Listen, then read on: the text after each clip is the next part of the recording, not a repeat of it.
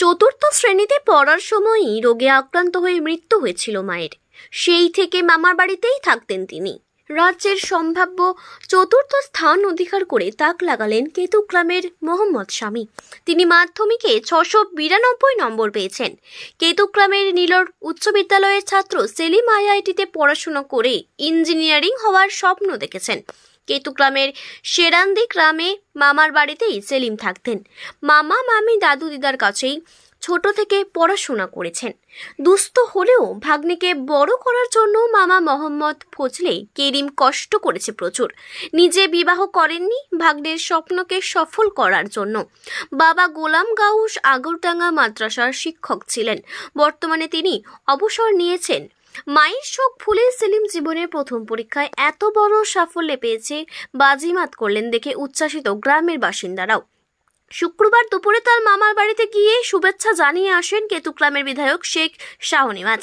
তিনি বলেন, সেলিম আমাদের কেতুগ্রামের গর্ব থেকেও যে লড়াই করে রাজ্যের মেধা তালিকায় স্থান পাওয়া যায় সেটা সে করে দেখিয়েছে।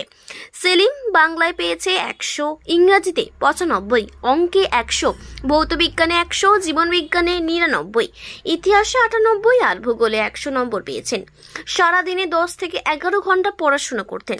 গ্রামের মাঠে ঘাটে ঘুরে বেড়ানো সেলিম। আমার নাম মোহাম্মদ সেলিম। আমি নিরল হাই স্কুলের ছাত্র। এই বছর মাধ্যমিক পরীক্ষা দিয়েছিলাম। তাতে আজকে রেজাল্ট বেরোনোর দিন। আজকে অনলাইন কনফারেন্সে দেখতে পাই আমি চতুর্থ হয়েছি। খুবই ভালো লাগছে। কিভাবে পড়াশোনা করতে? আমি কিভাবে পড়াশোনা করতাম, আমি বাড়িতে সেলফ স্টাডি করতাম, আর এমনিতে টিউশন ছিল কতগুলো, সেইগুলো টিউশনগুলো পড়তাম, আর স্কুল রেগুলার যেতাম।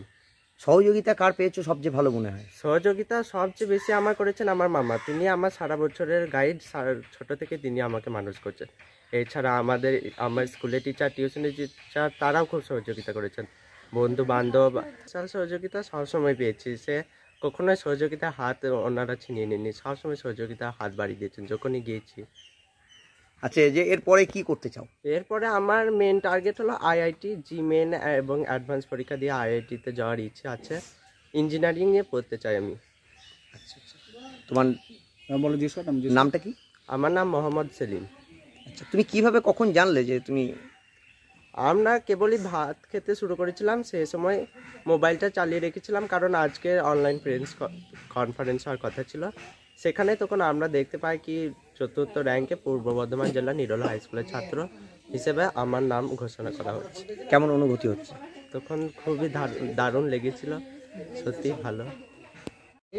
আমার ভাগ্নে, ও খুবই মেধাবী ছাত্র।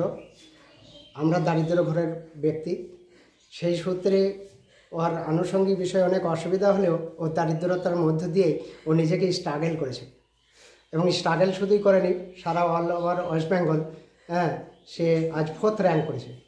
এবং আমাদের শুধুই আমাদের গর্ব নয়, আমাদের গ্রামের গর্ব, আমাদের আশপাশের গর্ব, আমাদের স্কুল, উনি যে স্কুলে পড়তো অর্থাৎ নিরল হাই স্কুল, সেই স্কুলের গর্ব।